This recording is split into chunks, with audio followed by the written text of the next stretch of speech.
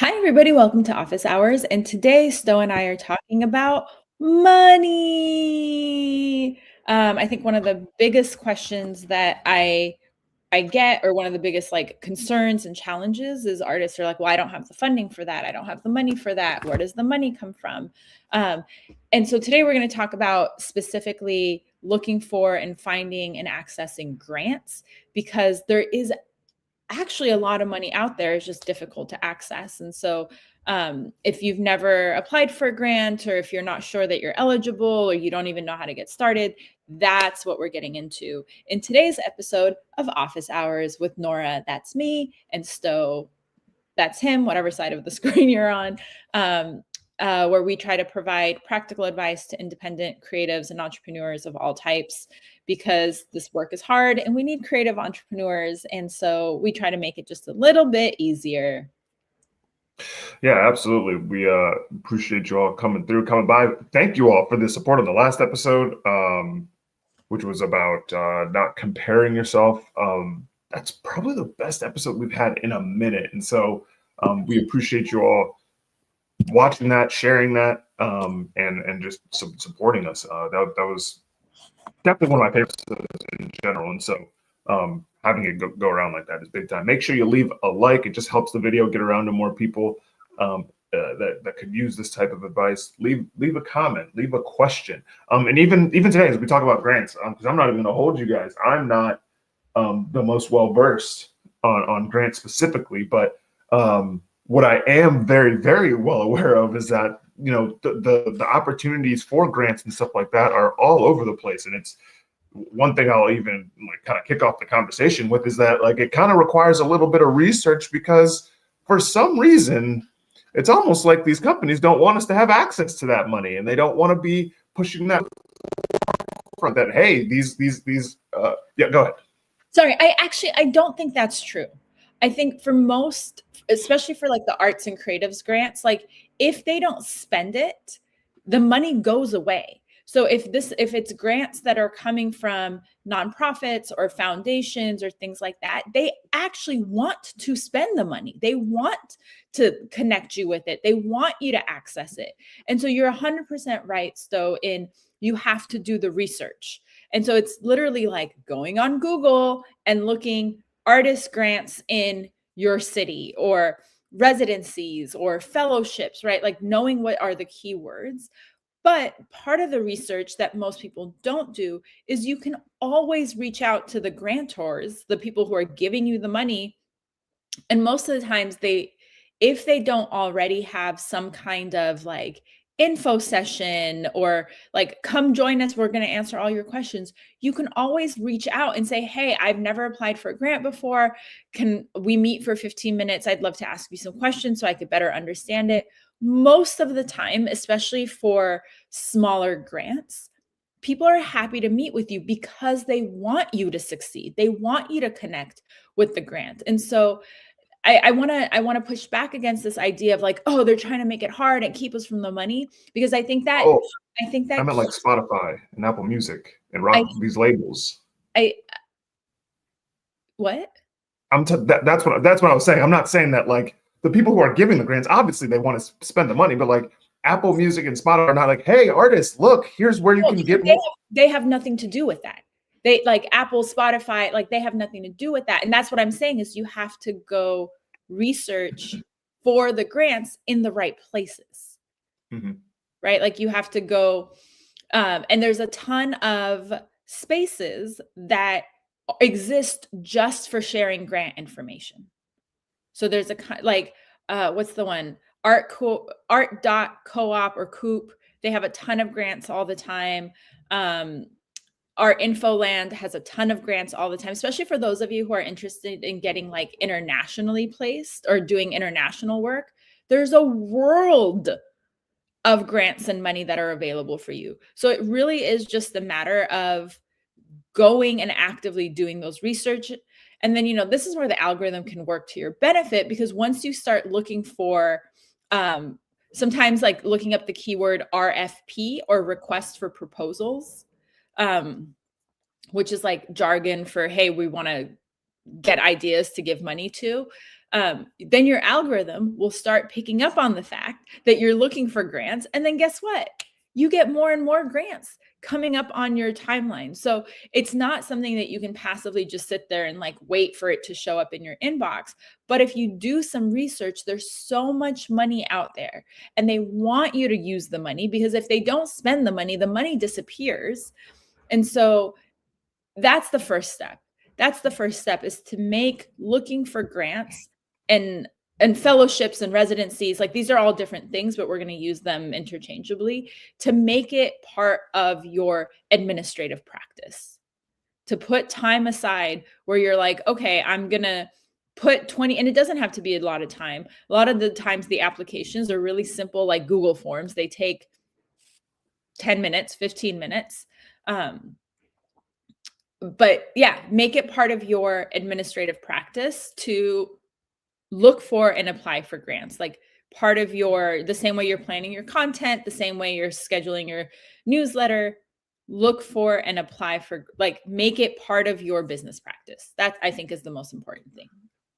Yeah, and I've talked to artists, whether they're doing stuff like this or other things where they're like, well, I just don't have time. And it's like, I definitely understand that, but in some cases, like Nora said, these applications do not take that long, and it's not something that you have to be sitting here for 6 hours a day or whatever to figure that out. And so, and that's the other part, is actually filling out the application proper. I do feel like it doesn't matter if it's festivals, it doesn't matter if it's grants or whatever. I definitely, on all sides, have seen artists that are looking to nab these things, but they don't fill out the application correctly, and then you're just missing out on damn near free money. Yeah. Hold on. You said something and my brain just went before you talked about the application. I don't know. This is what it was, where you were like, artists claim that they don't have time. Sure. And we talk about this when we talk about like what people spend money on also. Like, you at some point have to decide what are your priorities as an artist, as an entrepreneur, and what are the things that you're investing in so that it will make time for you in the long run.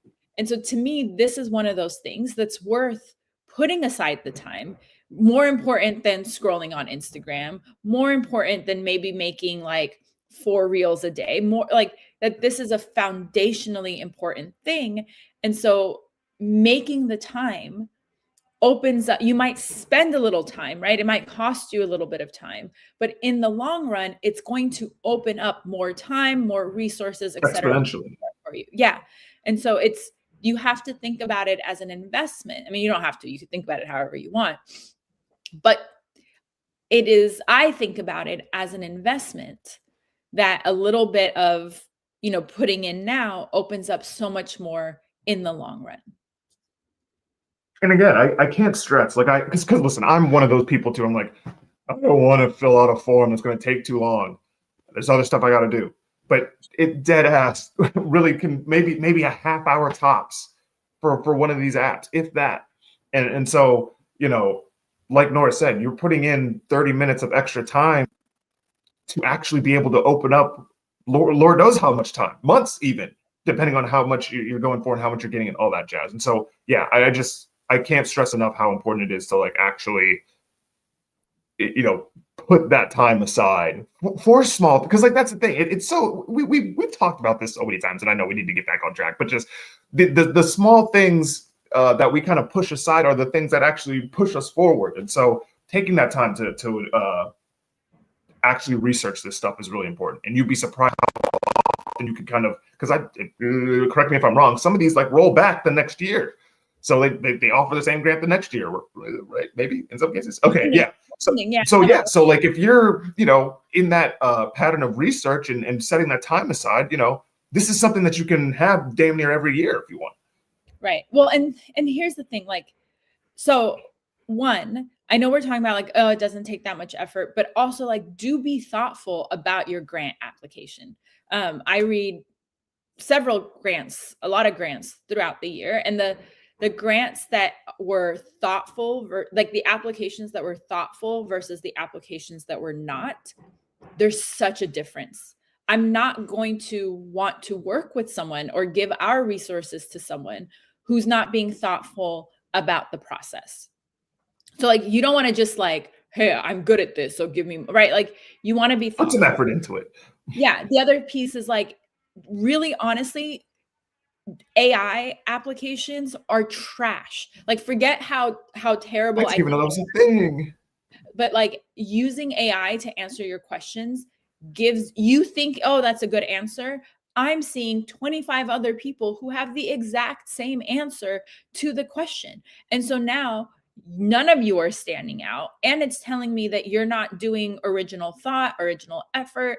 And it's telling me a lot about your values using AI for like some of these grants that are more social justice focused, or, you know, the board I sit on is anti-capitalist, for example. So really think about how and if you want to use AI, because now your application reads exactly the same as 25 other applications. And so you're not going to stand out in that way. So really be mindful and thoughtful about your application.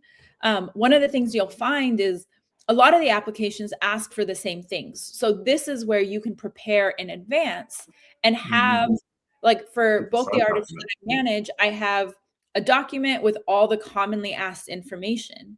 And so I don't have to think brand new for the minor things. So things that often get asked for, especially for musicians, is a bio.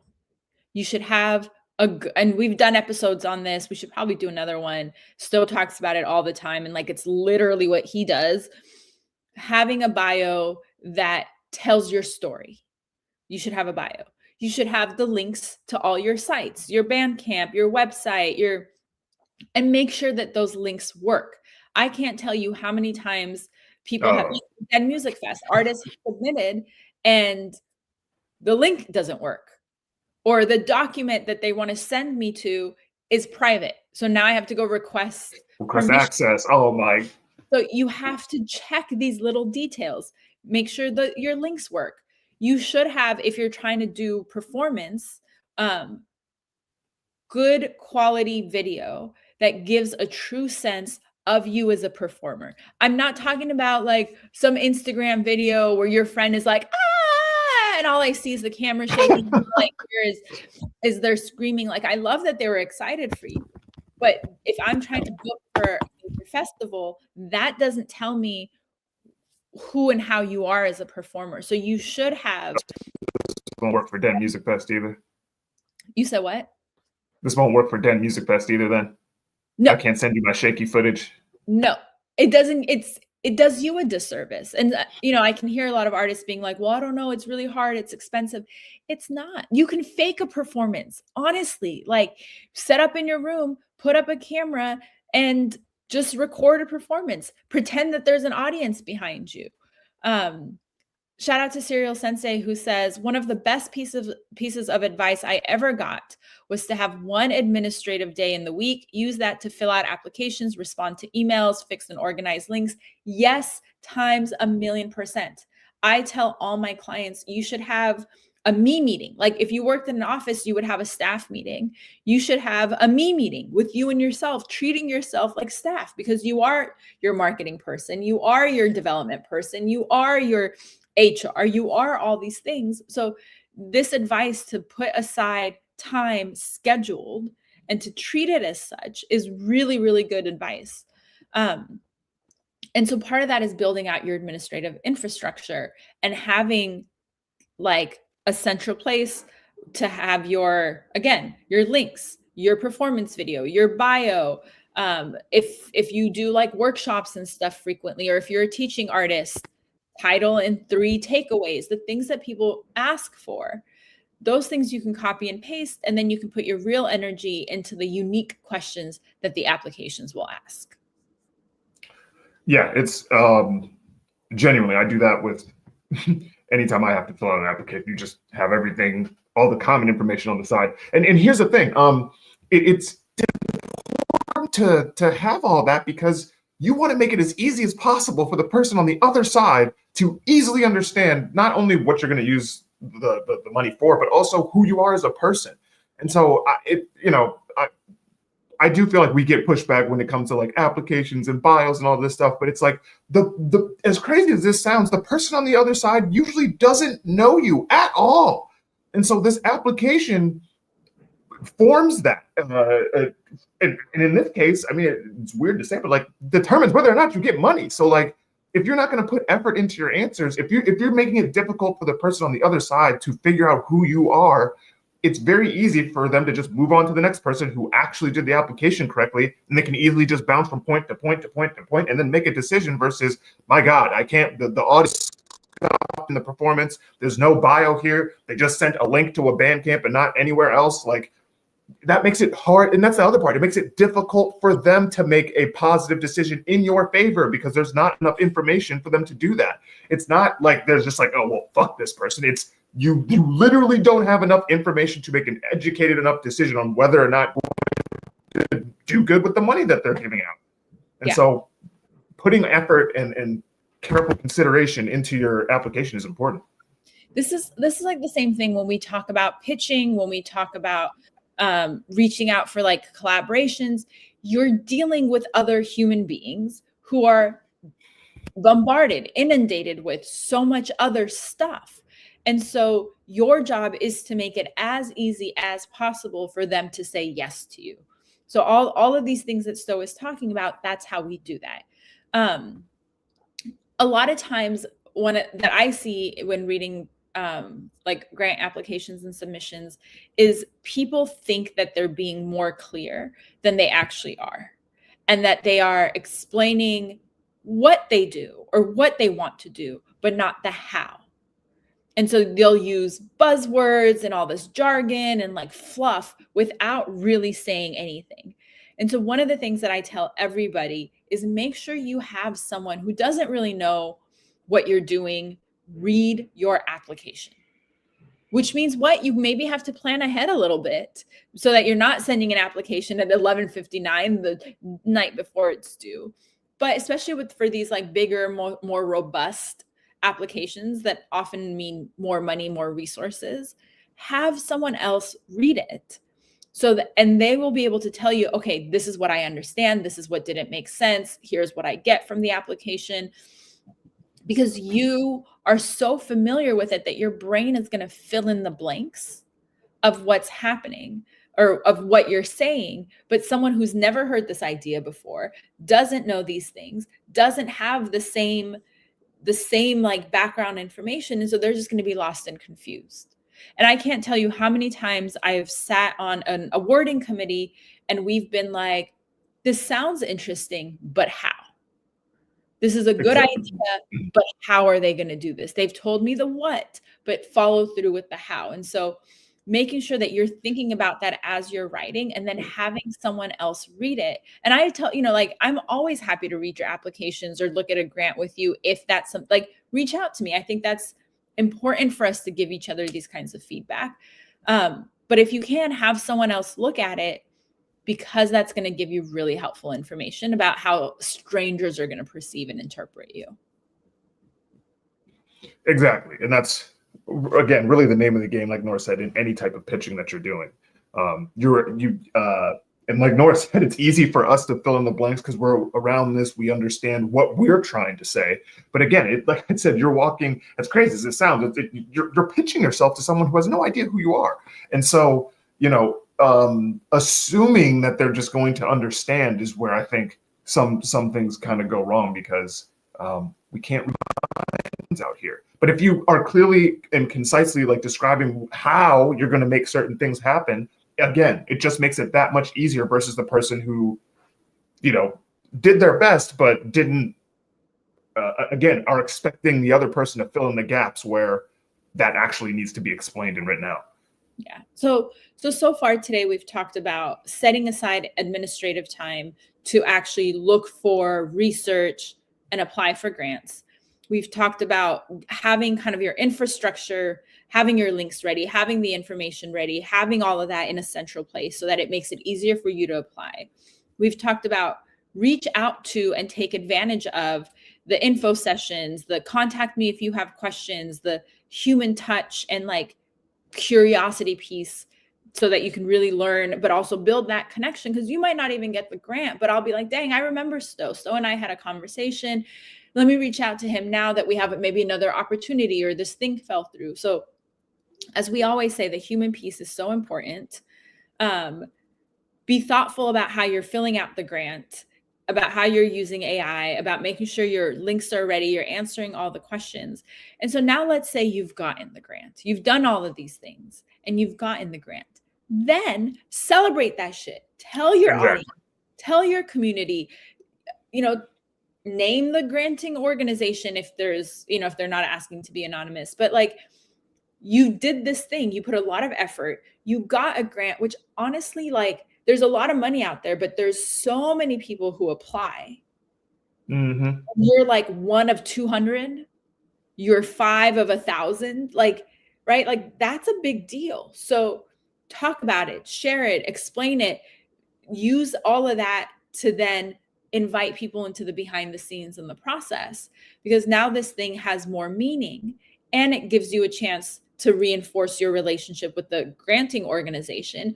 And then on top of that, if there are other grantees, reach out to them. Hey, we're all part of the same thing. Congratulations. What are you doing? Here's what I'm doing. How can I support you? If the granting agency is not doing that already, you have a perfect entry point. Yeah, alley-oop. Yeah, exactly. To rebuild those, to reinforce and build those relationships. And so the piece of this is like, yes, there's a lot of applying. You're going to get rejected. None of that is personal. But the more you reach out and like get into that granting system and way of thinking, there's so much money out there. There's so much money out there. And then you can like, take advantage and use that to do the other things that you want to do. Yeah. It's really, really important, actually, the last piece in terms of like celebrating it, because like Nora said, you're reinforcing the relationship that just got started. Like there's no, and again, we talk about this with other types of pitching too, where, if you land the spot or you land the grant, like don't just take the placement and take the money and run and then say literally nothing. Because even then, again, like we said earlier, some of these grants are like yearly or even quarterly for that matter. Seen some. And so, when you shout out the people that accepted your application, like now when you apply for other stuff in the future, you're still there. The minute you start lines of communication, you kind of have to start everything over again each time, versus now, hey, you've connected with insert organization here or whatever. Like you can build on that. And then even again, for your audience's sake, that's them once again seeing you put in the work that they're not always aware of. They do not know how expensive it is to be a creative in this landscape. And so celebrating with them also allows them to see like, damn, wait, I didn't realize it was like that. And in a lot of cases, I know it's not like a trophy or whatever, but you've been awarded a grant because of what you are going to do. And so that's, me anyway, I guess that's meaningful. And so in an organization or nonprofit, et cetera, believed enough in your vision to give you money. Like that's a big deal. And so, yeah, keeping that relationship alive. And again, really about it, I think just one increases the education of how grants are given out and stuff like that. But also it just gives the again, it's kind of degrees of networking expand, and your reach expands even more because you're taking the time to actually shout out the people involved in making this application come to fruition. You said something, and y'all, like Stowe and I aren't really grant eligible for a lot of things, and I don't think it's anyways, but if you want to support our work, we appreciate tips and donations. You can Venmo NoraRahimian on Cash App. You can Venmo or Cash App NoraRahimian, just put office hours in the line, and Stowe and I share that. one of the things I really recommend in terms of like keeping organized with grants, because it can get really overwhelming. What did I apply for? Where? When did I send? This is where like a spreadsheet comes in Yeah.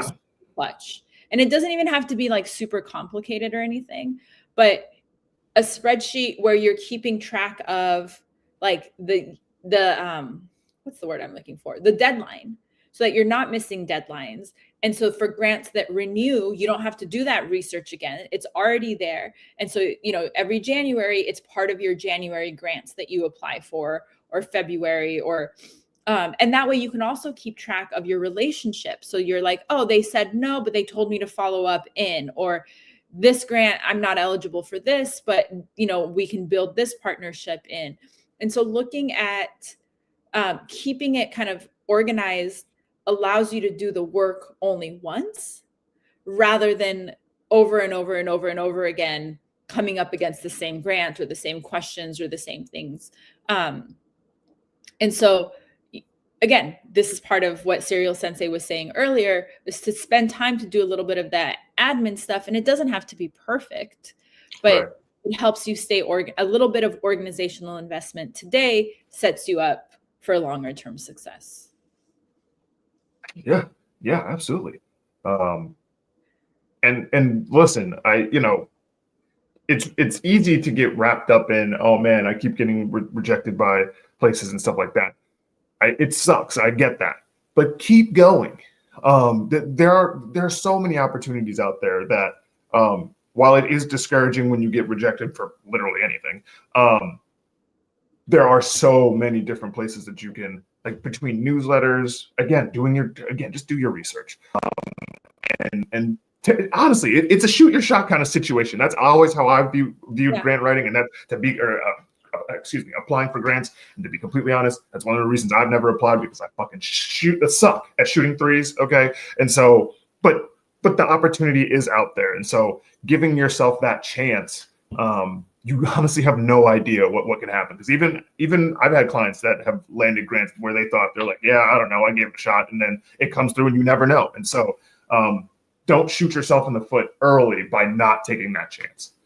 It's not personal, right? Like, exactly. It's really not personal. If you find that you're like getting rejected over and over and over and over and over and over again, that might be good information to be like, okay, let me have someone look at this from a different lens. What feedback can I get? Am I doing something? Am I missing something? Or is there something I could tweak? So, you know, like, that's helpful. A no is a lot of really good information. Mm-hmm. But it's not personal. It's not like they're like, dang, I really hate Nora. It just wasn't right for the grant, or someone was more right. Whatever. Keep applying, because you have nothing to lose by applying. I will say some places have an application fee to apply for a grant. I think that's really messed up. I don't like that practice. So shoot your shot in reaching out to them and saying, hey, I actually can't afford this. Is there a waiver? Ask for a waiver. The worst they're going to do is say no. But if that application fee is a barrier, talk to the people. Let them know that it's a barrier. And a lot of times they'll waive it or they'll reduce it. If you're from a granting agency, y'all should just get rid of those fees altogether. It's the same way I don't like when people have to like submit to perform to maybe get on a festival where they have to perform for free. Like, it's why at Den Music Fest, we never do any of that. But that's a different topic for a different episode. But y'all, I have feelings on that. If you've watched this far today, if you have any questions as they come up, please drop them in the comments, drop them in the chat. So, and I always come back to answer them. If you want to if you would like to show support for office hours, if this episode or any of our other 100 and something episodes were helpful to you, we definitely appreciate your tips and donations. And I do this because we want to support creatives and entrepreneurs, because the world needs more independent thought and creator and imagination and all of that. And so Venmo and Cash App and Zelle and all the things are all the same. Right, office hours. And like I said, we'll share that. And if you've made it this far and you're still here with us, drop a like, share the episode. The more people see it, the more we create a new culture in our industry, so that people don't say things like, well, that's just how it is. because we can change how it is. And last thing is, if you have ideas for future episodes, topics that you're struggling with, or things that are on your mind, let us know in the comments, and we will build an episode around it, because we want this to be responsive to the things that you all are thinking about and caring for. So that's it. Doesn't somebody have an event coming up in 2 weeks? I believe introduction to. Oh, I do. Thanks, though. I do. I'm teaching Introduction to Disability Justice in a couple weeks at the end of May. There's 2 dates to choose from. It's sliding scale. And if you're interested in making your events, your organizations, your shows, the link is on the screen, introdj.eventbrite.com. If you're interested in making your events more accessible, more inclusive, making sure that everyone can come to your show, can come to your program, can move in your venue, we'll cover all of that during the workshop. So it's a very learning-centered space. There's no judgment, no shame. We're here to answer all your questions, but it really is about making spaces in our businesses, in our communities, in our homes, in our shows, and our festivals that are inclusive and accessible to all people. So there's 2 dates at the end of May, sliding scale. If you want to avoid the third-party fees, just reach out to me directly. But info at introdj.eventbrite.com. Thanks, though. I forgot about that. I'm editing the description right now to include the link. Thanks. Look at this, y'all. Real-time support. Some other grants, while Stowe does that, to think about: the Transform Business Grant offers $1,000 plus a year of mentorship and coaching to anti-capitalist businesses and projects and people. The next opening for that is in the fall, September, I think. So keep an eye out for that. At Culture Fix, we share a ton of other people's resources and grants and opportunities. So it's a good aggregate if you're trying to just look for things. There's a ton of that on our Discord, which you can access through my link, which I think my link tree, which is already in the below. We already mentioned our co-op, our Infoland. Trying to think of others as I stall for time while Stowe. No, you're fine. You're fine. Oh, all right, great. Stowe, anything else from you before we wrap up? No, I think we're good. Crap, I should have copied that. God damn it. Thank you all for watching today. Again, share these episodes around. We really appreciate the support that we've gotten. I think we're at 704 subscribers, so we're trucking along. We appreciate your support. We appreciate the likes. I don't even know if we have this option, but I know YouTube does this thing now where, like, if you like something, you can hype it up. So if that's there, click that button. Who knows what that does? I don't know. You drink some water, get a newsletter before you get a website, I guess. Talk nice to yourself, and we'll be back in a couple weeks with. I actually have no idea what we're doing. Okay, I'll tell you, with nope, that's the other one. Deadlines and timelines. So leaning a little bit into the administrative stuff, like what do you need to do? What should you do? When should you do it by? Our deadlines real? All your timeline questions. So if there's things you're struggling with, drop it in the comments, and we'll cover it in the episode in 2 weeks. We're here every other Tuesday, live, and always here on the internet for your future viewing pleasure. There we go. All right, everyone. Nailed it on the outro. We're out of here. Hold on, I definitely have to